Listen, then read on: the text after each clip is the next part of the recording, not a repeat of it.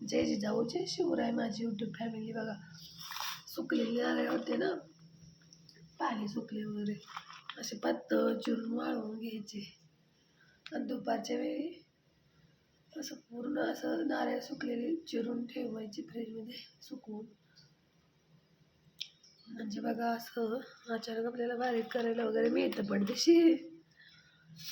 घरचे नारळ आहेत ना तिकडे भरपूर, तेव्हा तिकडे घराभोवती पण आहेत 5 आणि इथे मळ्यामध्ये पण शेजारी 5 आहेत.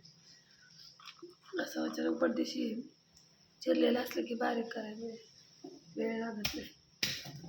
दुपारच्या वेळी करून ठेवायचं.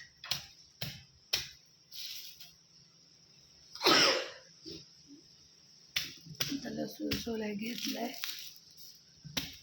काय माझे मायबाप झालं की ते दुपारचं जेवण वगैरे कसे आहात. मला जरा सर्दी झाली, सर्दीचा त्रास आहे मला. लसूण सोलते, देशी लसूण लावलाय आईने. देते साधा विकतचा आणलाय ना.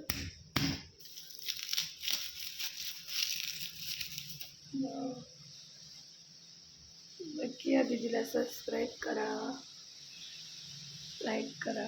धन्यवाद. किती वारं सुटले ना माझ्याकडे जाणार. उन्हाळा आला की असे वारं धुळं खूप सुटते. धन्यवाद.